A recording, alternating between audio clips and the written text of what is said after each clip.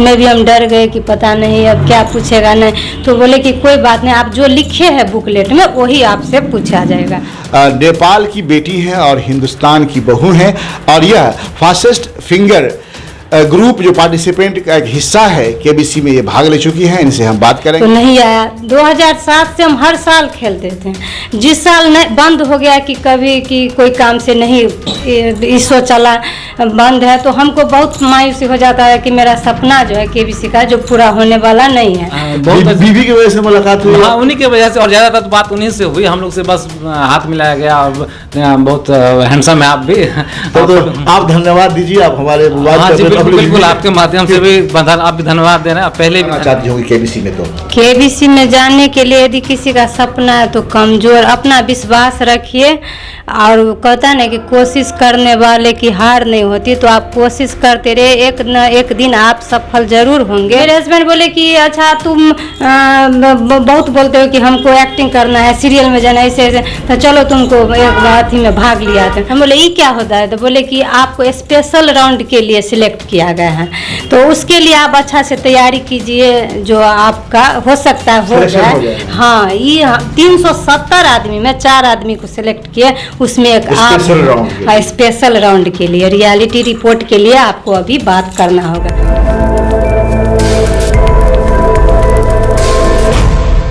सलाम दोस्तों, आप देख रहे हैं हिंदुस्तानी मीडिया। मैं आपके साथ शाहिद कामरान। पेश है कर्मवीर का एपिसोड नंबर 12 और हमारे साथ मौजूद हैं ऋषु जी, ऋषु यादव। बता दें दर्शकों आपको कि वर्ष 2019 में ऋषु यादव केबीसी में पार्टिसिपेंट बनती हैं और फास्टेस्ट फिंगर में भाग लेती हैं। आज हमारे मेहमान के तौर पर हमारे स्टूडियो में मौजूद हैं, हम इनसे बात करेंगे और ये बहुत ही खुशनसीबी की बात है कि ये नेपाल की बेटी हैं और हिंदुस्तान की बहू हैं और यह फास्टेस्ट फिंगर ग्रुप जो पार्टिसिपेंट का एक हिस्सा है केबीसी में ये भाग ले चुकी हैं। इनसे हम बात करेंगे और साथ में हमारे साथ बैठे हुए हैं कुमार अमरेश जी, यह जो है ऋषु यादव के हस्बैंड हैं, इनसे भी हम बात करेंगे। सबसे पहले मैडम आपका स्वागत है हमारे चैनल में। नमस्कार करते हैं मिथिलावासी को, सबको स्वागत है हमारे तरफ से। मैडम जानना चाहेंगे सबसे पहले कि आप अपने फैमिली बैकग्राउंड के बारे में और अपने एजुकेशनल क्वालिफिकेशन के बारे में हमारे दर्शकों को आप बताएं पहले। हम तो सबसे पहले कहेंगे कि हम नेपाल से हैं। जी जी। मैं सिरहा, नेपाल सिरहा माडर जो जयनगर के बाद जो आता है, जी जी, वहीं सिरहा से मेरा बिलोंग मायका है। मायका है, ठीक है। तो शादी हुआ है मधुबनी। शादी कब हुई आपकी? कितने 2007 में हुआ। 2007 में शादी हुई। तो आप तो बहू बन के यहाँ नेपाल से आप इंडिया आई। हाँ, मधुबनी ही आई आप शादी करके। फिर आप केबीसी में कैसे भाग लेना, कैसे तैयारी कर लिया केबीसी का? केबीसी के लिए मेरा जो सपना, शादी से पहले हम केबीसी का बहुत बड़ा फैन थे। अच्छे। तो मेरे पापा जो सांसद थे नेपाल में, पापा आपके सांसद? हाँ, सांसद थे। अब तो क्या नाम है पापा का? हेम नारायण यादव। सिरहा में हेम नारायण यादव सांसद थे। तो तब टाइम में काठमांडू में रहते थे पापा के साथ। तो हम लोग सीरियल देखने के लिए 9 बजे टीवी पर देखने के लिए बैठ जाते थे। तो पापा का अमिताभ बच्चन बहुत बड़ा फैन, मेरे पापा भी अमिताभ बच्चन जी सर जी का बहुत बड़ा फैन थे। तो केबीसी देखते थे ना, तो हम लोग को बोलते थे ज्ञान का चीज़ है, तुम देखो तुम लोग। तो हम लोग इतना इंटरेस्ट नहीं लेते थे। जब देखने लगे तो तुक्का मार के भी कोई क्वेश्चन देते थे, तो क्या होता था कि सही होने लगा। तो उसके कारण हम लोगों को भी इंटरेस्ट बढ़ने लगा कि हाँ केबीसी हम लोग देखने लगे। तब कोई गेस्ट जो इंडिया से आते थे तो इन लोगों को पूछते थे कि आप लोग केबीसी नहीं खेलते हैं? लोग जाते हैं, खेलते हैं, उसमें जीतते हैं अपने ज्ञान से। तो बोले कि नहीं, ऐसा दिखाता है मगर कोई जाता नहीं, उस सेटिंगे रहता है टीवी पर। तो हम लोग उससे तो अब क्या कर सकते थे।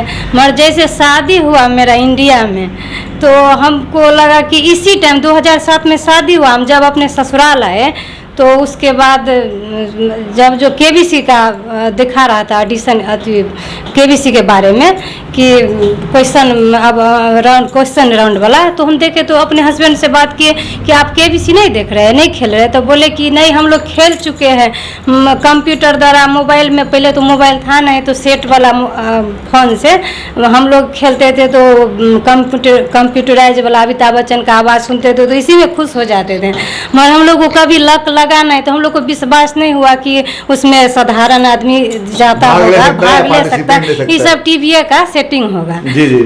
तो हम बोले ऐसा नहीं हो सकता है, आप खेलिए। तो बोले कि नहीं नहीं हम लोग खेल चुके हैं, नहीं ऐसा कोई बात नहीं। तो हम क्या किए, उसी साल शादी जो 2007 में करके जो आए तो इसी टाइम हम कहे कि नहीं क्वेश्चन दे रहा है तो आप, पहले तो बटन वाला मोबाइल था 2007 में मेरे हस्बैंड के पास, तो हम बोले कि हमको दीजिए, हम अपना नाम से रजिस्ट्रेशन कर दे हैं।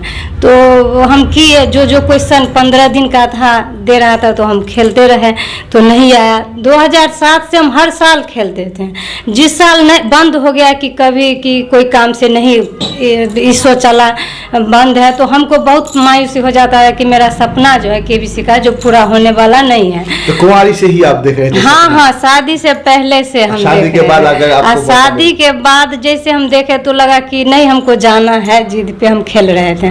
तो किसी को बोलते तो सब कोई आता था, अभी कोई गेस्ट हमारे घर, तो ये लोग बोलते थे कि अरे इसे ही खेल रहा है, इसको तो होगा नहीं, मजाक जैसे।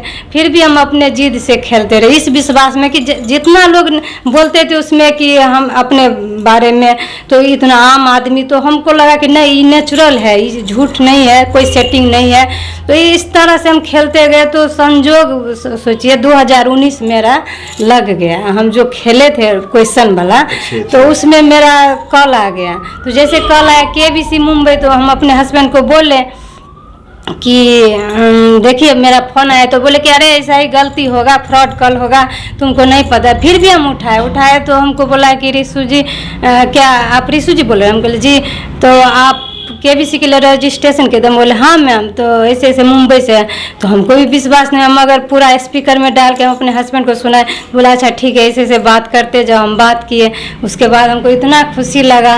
तब हमारा मैरिज डे आने वाला था, हाँ हाँ, उसी 13 मई में। तो हम मंदिर भी गए, तो हम भगवान से भी प्रार्थना की हमको केबीसी के लिए कल अगले राउंड का आना है उसके लिए, इसलिए कि हम अमिताभ बच्चन जी का बहुत बड़ा फैन थे। तो फिर से जैसे कि 13 मई के बाद जैसे 16, 17, 18, 19 में, हाँ हाँ हाँ, तो 19 में जैसे क्वेश्चन राउंड तो दे ही रहा था। तो उसके बाद हमको लगा कि अब नहीं आएगा, मगर 18, 19 जैसे गया तो हमारा कॉल आ गया, उसमें तो रिकॉर्डो होगा मोबाइल में। तो आया कि आप ऑडिशन के लिए सिलेक्ट हो गए हैं, पटना में बुलाए थे।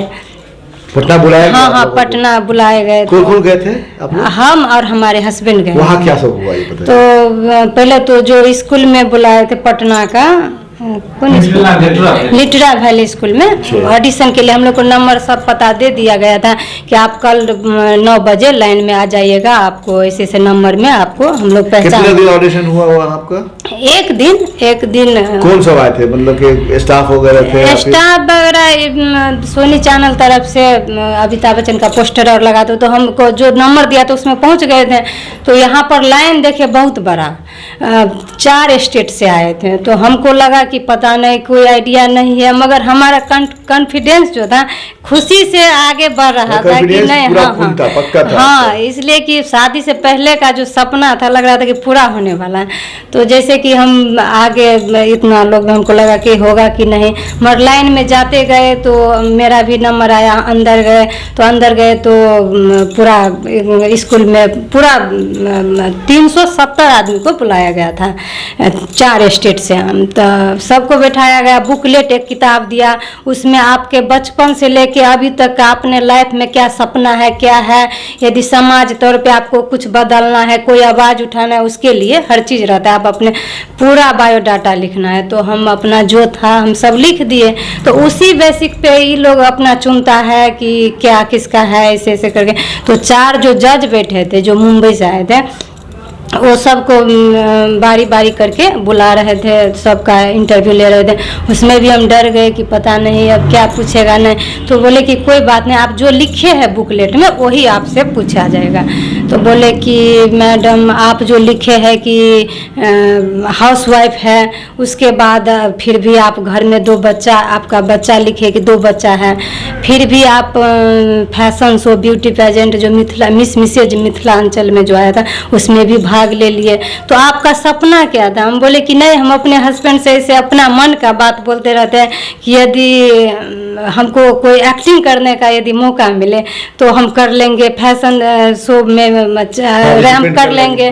तो इनको लगा कि ऐसे ही बोल रहे हैं, जैसे आया हमको कोई आइडिया नहीं था कि मिसेज मिथिलांचल वाला मधुबनी में आया है। तो मेरे हस्बैंड बोले कि अच्छा तुम बहुत बोलते हो कि हमको एक्टिंग करना है, सीरियल में जाना, ऐसे ऐसे, तो चलो तुमको एक अथी में भाग लिया था। तो हम उसमें भी सिलेक्ट हो गए, दरभंगा राउंड तक गए थे, उसके आगे पटना बोले, तो हमको फिर बच्चा लोग को देखना था। अब अपने लिए सोचते तो बच्चा लोग का छूट जाता। हम बोले कि नहीं, जहाँ तक यदि हम सिलेक्ट हुए उसके बाद हमको पटना राउंड के लिए बोले, तो हम बोले कि अपना फैमिली बच्चा को कहीं ना कहीं शादी के बाद तो कुछ ना कुछ, तो हम बोले कि हाँ जिम्मेदारी रहता, तो हम बोले कि अब नहीं जाएंगे जितना मैं, मगर मेरा हस्बैंड का सपोर्ट, कुछ यदि हम बोलते तो इनका सपोर्ट रहता है। तो केबीसी में जैसे ही बारे में पूछे तो बोले अच्छा मैडम, और जैसे कि आप बोले हैं लिखे हैं अपने मन के बात में कि जहाँ हम रहते हैं मधुबनी में वहाँ कोई बदलाव का जो हमको यदि बोलना कोई सुने तो हम अपना राय विचार दे। हम बोले देखिए मैम, जो हम वोट देते हैं, यदि हम नेपाल से इंडिया आए हैं, कोई नेता को चुनते, एक तो बहुत सौभाग्य की बात है कि अभी जिस साल में हम हैं, अभी हमारे देश का प्रधानमंत्री नरेंद्र मोदी है, तो इनको देखते हैं तो जैसे सर सफाई अभियान जो चलाए हैं, इसका कोई जैसे बोल दिया, मगर यहाँ का जो मुख्यमंत्री है इस राज्य का, बिहार का, वो अपना राज्य का, स्टेट का, जहाँ जहाँ का कोई नेता होगा, सांसद होगा, उसको तो कहा होगा, मगर कोई काम नहीं करता। हम हर जगह मधुबनी में घूम लिए, कचरा नाला नदी सब, जैसे नाला है तो जैसा का तैसे कचरा भरा हुआ है, तो हम कहीं भी देखते थूक फेंक देता है, कोई किसी को अथी नहीं, गंदगी तो फैला हुआ है। तो यदि हमको मौका मिले तो उसका बदलाव के लिए हम बोल सकें। तो बोले अच्छा आप जो सोनी चैनल, नेशनल चैनल पर यदि आप चाहते हैं तो क्या उस बदलाव के लिए बोलेंगे, इसलिए कि आप यदि बोलिएगा तो हो सकता है पूरा दुनिया सुने। तो हम बोले कि हाँ हमको, तो उससे लगता है कि आप राजनीति में आना चाहते हैं। हम बोले कि नहीं, राजनीति में हमको नहीं आना है। तो वैसे भी आप लिखे कि मेरा पापा नेता है, हम बोले कि पापा नेता थे, खून में तो होगा ही, पापा नेता है, लिखना ही पड़ेगा, तो लिखना ही पड़ेगा। आप बोले कि आपके जैसे आप बताए कि मेरा पापा का हत्या हो गया है, तो एक किस्सा हुआ। हम बोले कि मेरा पापा सांसद थे, अब दुश्मनी से क्या हुआ जो उनको मरवा दिया गया। हम लोग आज तक न्याय के लिए गुहार करते रहे पार्टी से कि हमारे पापा को न्याय दीजिए। जनता लोग को इतना पसंद था, जो मरने के बाद शहीद घोषणा, उनका स्टैचू बनाया गया, बहुत नाम करके गया है। तो जो था तो केबीसी में जो आपका पटना में जो, हाँ, तो वही, उसके बाद क्या हुआ? हाँ, तो वही मैं ऐसे बात सब कुछ पूछ लिया। तो बोले कि मैम केबीसी वाला जो है, जो आप कब से खेल रहे हैं? तो हम वही बोले कि शादी से पहले से सपना था। तो बोले कि अच्छा आप अमिताभ बच्चन जी से यदि मिलेंगे तो क्या आपका सपना? हम बोले कि देखिए मेरे पापा का बहुत बड़ा फैन थे, तो इनको तो सबसे पहले हम अपने पापा के नज़रों से ही हम प्रणाम करना चाहेंगे, इसलिए कि मेरा लक है जो मेरा पापा भी नहीं है, जो आज सुन के इतना खुश हो पाते। तो इनको हम प्रणाम करके अपना जो संस्कार है वो हम जाहिर करना चाहेंगे। बोले कि अच्छा और कोई, जैसे कि आप इनसे नेपाली में बात कीजिएगा।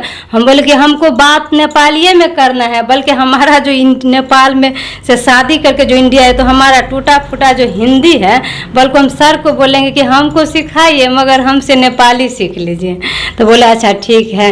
तब हमको फिर बैठाया गया, जैसे जैसे गेस्ट जितना जो राउंड के खेलने के लिए खिला रहे थे, इन लोगों को जाने लगा, हमको बैठाया गया। तो हम बोले कि अब हम जा सकते हैं? तो बोले कि बाहर में एक आदमी बोले कि नहीं मैडम, आपका एक और इंटरव्यू होगा तब जाइएगा। तो हम बोले ये क्या होता है? तो बोले कि आपको स्पेशल राउंड के लिए सिलेक्ट किया गया है, तो उसके लिए आप अच्छा से तैयारी कीजिए, जो आपका हो सकता है हो जाए। हाँ, ये 370 आदमी में 4 आदमी को सिलेक्ट किए, उसमें एक आप स्पेशल राउंड के लिए रियलिटी रिपोर्ट के लिए आपको अभी बात करना होगा। तो अमिताभ बच्चन जी का बहुत बड़ा पोस्टर लगा था, उसके आगे में हमको बैठा के इंटरव्यू लिया। अच्छा उनसे कोई डायलॉग यदि बोलाना हो, तो हम बोले कि इनका है सिलसिला का कभी कभी मेरे दिल में ख्याल आता है। तो हम बोले कि अभी जैसे कि हम कहेंगे ये डायलॉग बोलने के लिए हम बोल दिए। तो बोले कि अच्छा ठीक है, तो कंग्रेचुलेसन मैम आपका तैयारी कीजिए, जो हो सकता है आ जाए। तो तब हम गए, तब फिर इंतज़ार करना पड़ा, टीवी पर भी आने लगा, शो शुरू हो गया था। तो हमको लगा कि अब नहीं मेरा आएगा कल, अगले मुंबई के लिए, अगले राउंड के लिए, फास्ट फिंगर के लिए अब शायद नहीं आएगा।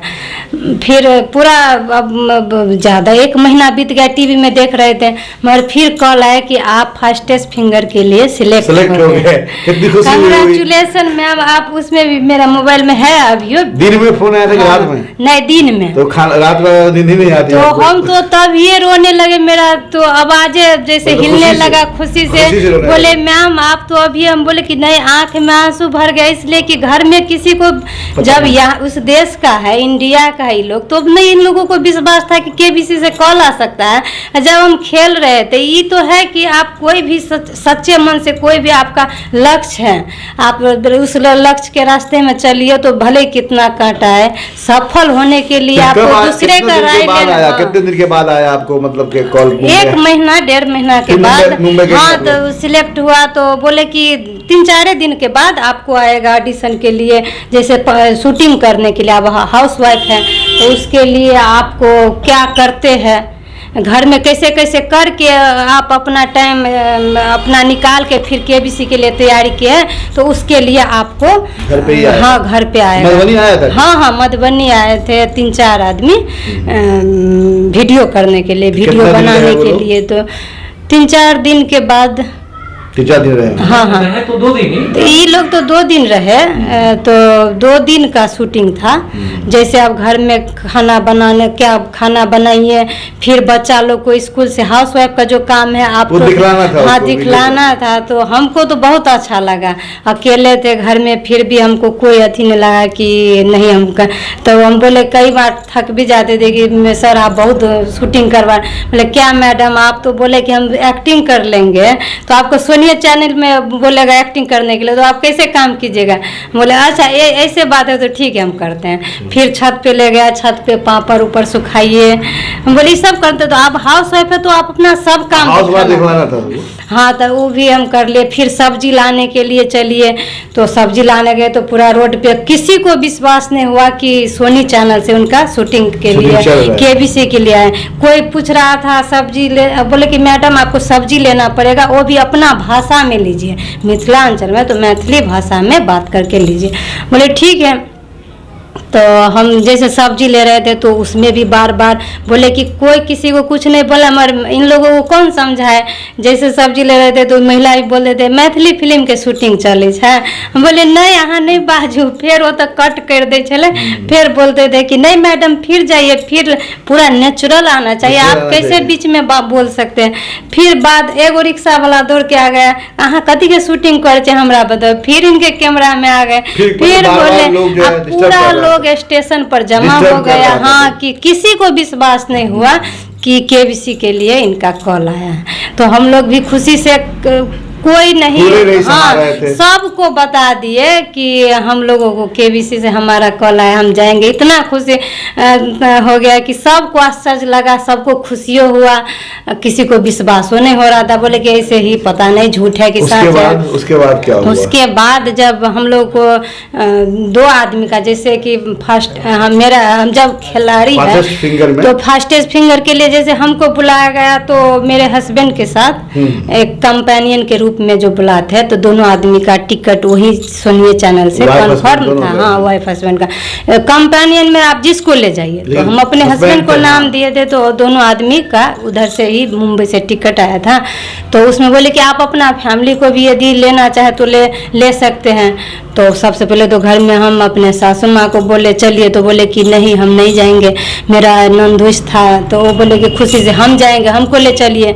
तो इनको ले गए, हम अपने मायके में तब कॉल किए कि चलिए। तो इन लोगों को भी लगा कि नेपाल से जाएंगे, तो इतना सपना आज तक तो कोई सपनों नहीं देखे थे कि कभी अमिताभ बच्चन जी से मिलेंगे भी। तो इन लोगों को भी बोले, तो बोले कि ठीक है खुशी से चलेंगे। तो हमारा भैया और मम्मी गए थे। तो सब कोई गए थे। तो यहाँ जैसे कि पहुँचे इन लोगों, हम लोग जैसे पहुँचे तो केबीसी से तरफ से एक गाड़ी आया था हम लोगों को लेने के लिए।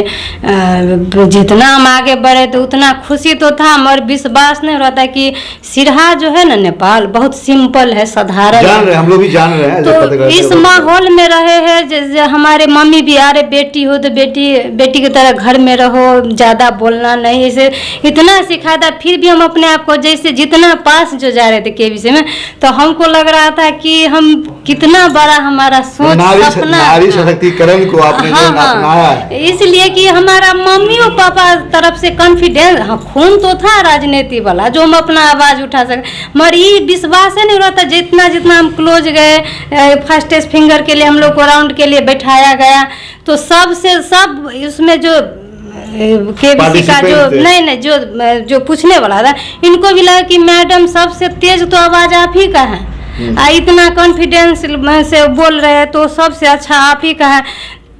जैसे कि आप बोल रहे कि इतना हम बोले कि हमको भी विश्वास नहीं हो रहा है, जो नेचुरल मन में तो हम तो बात करेंगे ही।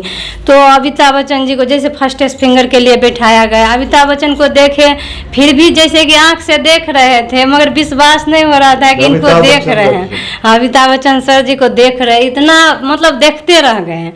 सब पूरा फैमिली को भी देख रहे थे कि चलो हमारे कम से कम हमारे नाम से वजह से इन लोगों को, मेरे हस्बैंड भी खुश है, मेरा हस्बैंड को भी लगा कि हम लोग जो विश्वास नहीं करे थे तुम्हारे कारण आज हम लोग भी बैठ के देख रहे, फिल्म सिटी में जाके केबीसी वाला सेट पे जाके इतना खुशी से 2 दिन का था शूटिंग। तो यहाँ फास्टेस्ट फिंगर के बाद क्या हुआ? तो फास्टेस्ट फिंगर में जैसे जैसे क्वेश्चन आया था तो ऐसा नहीं कि हम नहीं दे तो रहे थे, मगर हमसे पहले किसी का 15 सेकंड का रहता है, सिलेक्शन हो गया। हाँ टाइम जो है 15 सेकंड ही तो ये हुआ कि आप वहां तक पहुंच गए फास्टेस्ट फिंगर, आगे नहीं हॉट सीट के लिए, जैसे कि क्वेश्चन आंसर सही हो रहा था, मगर उसके लिए हम उस राउंड के लिए पहुंच नहीं पाए, नहीं पहुंच पाए।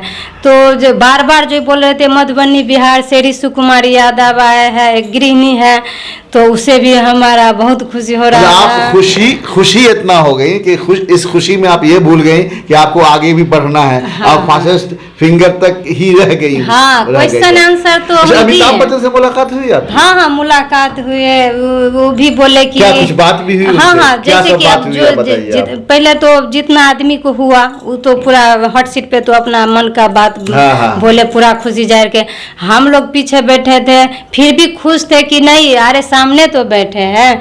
अपना फैमिली को देखते तो थोड़ा कॉन्फिडेंस कम हो जाता था कि हम इन लोगों को खुशी नहीं दे पाए जो हम बैठते हैं, मगर हम अपने जगह पे खुश थे कि हम बहुत सिंपल, जितना साधारण में पले बड़े हैं, इतने बड़े आदमी के साथ बैठना उठना कभी सोचे नहीं है, मगर जो सपना था जो सच में पूरा गया हम उसी से खुश थे। तो नहीं भी हुआ तो हम बहुत खुश थे देखकर। ऋषि जी ये बताइए आप कि आपने तो बता दिया कितनी मेहनत करनी पड़ती है इसके लिए? बहुत, जितना आसान से टीवी में लोग देखता है ना कि केबीसी देख रहे हैं, और जब कॉल आने के बाद भी बीच में बहुत मेहनत करना पड़ता है। आपको उम्मीद की किरण कम दिखाई दे रही थी, लेकिन जिद थी कि हम जाएंगे, बनेंगे, इसी में शामिल होंगे। उम्मीद की किरण ही तो बहुत बड़ा था जो हम कभी अपना कॉन्फिडेंस से नहीं कम होने दिए। उम्मीद थी कि आप इसीलिए ना 2007 से 19 तक यदि कम रहता तो हम छोड़ देते ना। 12-13 साल आपने जो है हाँ हम खेलते मेहनत किया आपने, हम मेहनत किए। और इस बीच में आपके पति का बहुत बड़ा सहयोग रहा, सास का भी सहयोग रहा होगा। हाँ नहीं लगता आपको अगर पति नहीं चाहते, हस्बैंड नहीं चाहते? हाँ, मेरा हस्बैंड का सपोर्ट पूरा है, कभी नहीं कहा कि उनको विश्वास नहीं हुआ है कि आ सकता है, मगर ये था कि हाँ तुम खेलो। जब हम नहीं पहुँचे, जब यहाँ से आ गए तो हम अपने हस्बैंड को, अब इनको भी विश्वास हो गई। तो ये अब मेरे हस्बैंड भी बहुत अमिताभ बच्चन जी के सर के फैन हैं, तो इनको हाँ बीवी भी फैन है, तो इनको भी देखे तो शो पे बोले अरे भाई साहब आपका हाइट बहुत बड़ा है। हमसे भी बात किए तो हम बोले कि सर हमारा जो सपना है ना, फोटो भी होगा आप लोगों का पूरा? तो फोटो शूट, हाँ फोटो और है। तो जैसे कि हमको बोला कि अरे देवी जी आप करोड़ों में सिलेक्ट हुए थे, आप भावुक हो रहे हैं ना, तो हमको बहुत दुख हो रहा है, इसलिए कि कोई कहता है कि हम आपके लिए आते, आप मेरे सामने में फिर भी रो रहे हैं, तो इसके लिए हमको बहुत दुख हो रहा है। ये ऋषु जी, आप बताएं, बहुत सारे दर्शक हैं हमारे जो आपको देख रहे हैं, अभी आपको सुन रहे हैं। आप जो आज की नई नस्ल की जो लड़कियां हैं, नारी सशक्तिकरण पे आप लोग विश्वास करते हैं, औरतें लड़कियां काफ़ी मजबूत हो गई हैं, उन लड़कियों को, उन महिलाओं को क्या कहना चाहेंगे आप? आप नेपाल से आई, इंडियन हैं, नेपाल मैके, फिर मैं फिर दोहरा रहा हूँ कि नेपाल मैके था, शादी आपकी हिंदुस्तान में हुई, आप हिंदुस्तानी बहू हैं, आप हिंदुस्तान और नेपाल दोनों जगह की लड़कियों को खासकर क्या मैसेज देंगे आप, अगर वो जाना चाहती होंगी केबीसी में? तो केबीसी में जाने के लिए यदि किसी का सपना है तो कमजोर, अपना विश्वास रखिए, और कहता ना कि कोशिश करने वाले की हार नहीं होती, तो आप कोशिश करते रहे, एक न एक दिन आप सफल जरूर होंगे, वही कहेंगे। चाहे आपके केबीसी के लिए हो, चाहे आपका कोई लक्ष्य हो, अपने घर समाज के लिए, अपने भविष्य के लिए मेहनत करते रहे, मगर उसमें है कि अच्छा हस्बैंड का सपोर्ट हो। यदि शादीशुदा लड़की के लिए ऐसा नहीं कि अब कोई जिद, हम समझ सकते हैं कि किसी को सपोर्ट नहीं है तो ये तो कहीं ना कहीं लाचार। तो ये है कि आपके हस्बैंड, हमारे हस्बैंड का पूरा सपोर्ट है। ठीक है, तो हम बात करते हैं आपके हस्बैंड से भी। कुमार अमरेश जी, स्वागत है आपका हमारे चैनल में। अमरेश जी, परहैप्स आप तो जॉब में भी हैं और आपकी पत्नी बहुत तारीफ कर रही है आपकी कि आपने इनका जो लक्ष्य था, कुंवारी से शादीशुदा होने तक 12 साल, शादी के 12-13 साल के बाद इन्होंने अपने लक्ष्य को पाया, केबीसी में शामिल हुई। आपका क्या योगदान रहा, कैसे आपने इनकी मदद की? शादी के समय से ही, शादी के बाद से ही वो केबीसी में खेलने के लिए बोलने लगी, तो हम लोग इससे पहले भी वो सेट से जवाब देते थे, तो कभी लगा नहीं, तो फिर धीरे धीरे फिर पढ़ाई के सिलसिला में मधुबनी से बाहर भी रहने लगे, तो छूट गया था वो ये खेलना।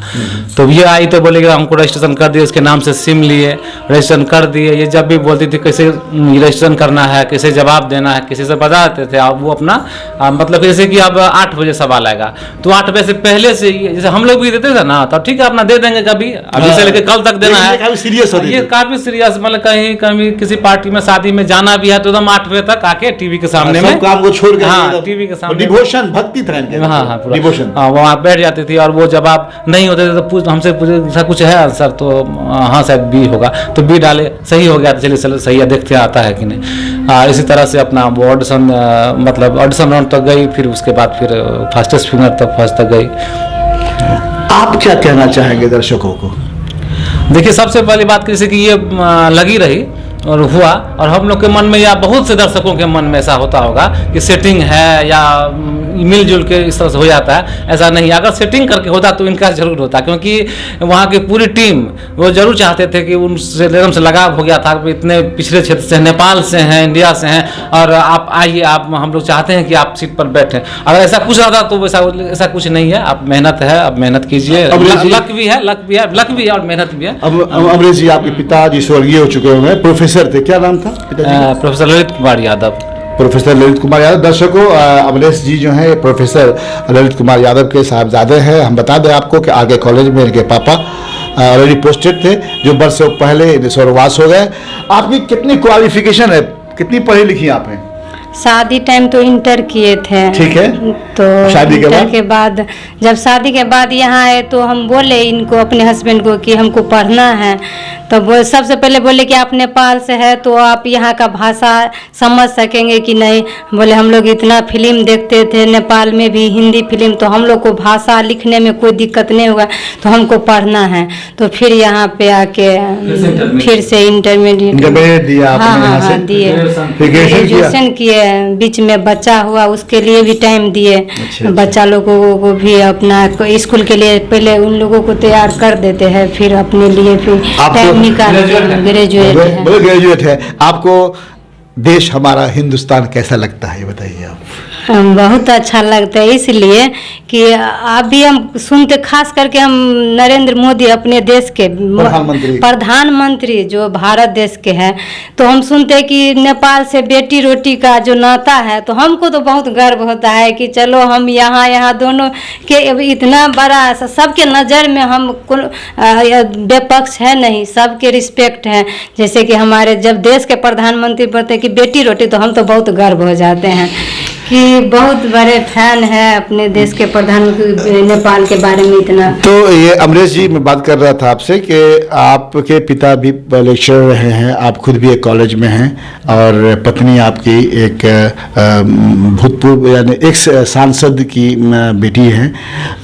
कैसे एडजस्ट कर पाई ये आपके यहाँ और फिर केबीसी तक ले गई? आपकी माँ, आपके घर परिवार वाले, भाई भी मेयर है, पॉलिटिक्स में ही है, तो कैसे आप इनको एडजस्ट कर पाई आपके यहाँ? थोड़ा सा तो अंतर, तो माहौल का था अंतर, क्योंकि वो पॉलिटिकल परिवार था और हमारे यहाँ दूर दूर तक पॉलिटिकल, यही मेरा पूछना था, जो आपके पिताजी काफी, तो कैसे दोनों का रिश्ता कैसे मजबूत हो पाया इतना? हाँ, एक कॉमन रिलेशन के जरिए ही हमारी शादी हुई थी और उस समय ही क्लियर हो गया था कि हमको हाउस वाइफ चाहिए और हाउस वाइफ सोच करके शादी हुई थी। लेकिन जब ये शादी के बाद बोली कि जो इसमें जाना केबीसी में, तो गई, मेरा पूरा सपोर्ट था। आगे पढ़ना भी चाहिए तो अभी भी अगर पढ़ना चाहती है पढ़े, तो पूरा सपोर्ट। अमिताभ बच्चन साहब मिले? हाँ बिल्कुल। और क्योंकि जब ये गेम खत्म हो गया 2 दिन शूटिंग के बाद, तो सभी लोगों को मौका मिला। अमिताभ बच्चन जी टाइम कैसा लगा आपको मिलकर उनसे? बहुत बीवी की वजह से मुलाकात हुई? हाँ, उन्हीं की वजह से, और ज्यादातर तो बात उन्हीं से हुई। हम लोग से बस हाथ मिलाया गया और बहुत हैंडसम है आप भी। तो आप धन्यवाद दीजिए, आप हमारे बिल्कुल आपके माध्यम से भी आप भी धन्यवाद दे रहे हैं, पहले भी धन्यवाद दे चुके। दर्शकों, देखा ये थे आपके कुमार अमरेश जी, और मेरे बाएं तरफ जो बैठी हुई हैं ये ऋषु यादव जी हैं, जो नेपाल से रहने वाली थी। इनकी वाइफ है, ये केबीसी तक पहुंची हैं। इनका जो संदेश है अभी कि लड़कियों के लिए, औरतों के लिए, आप मेहनत करें, कोई बहुत बड़ी बात नहीं है, केबीसी तक आप भी पहुंच सकते हैं। तो देखते रहिए हिंदुस्तानी मीडिया। अगर आप हमारा चैनल YouTube पे देख रहे हैं तो चैनल को सब्सक्राइब कर दें और बेल आइकॉन को दबा दें ताकि लेटेस्ट न्यूज़ आप तक पहुंचती रहे। अगर आप हमारा चैनल Facebook पे देख रहे हैं तो चैनल को फॉलो कर दें और लाइक कर दें।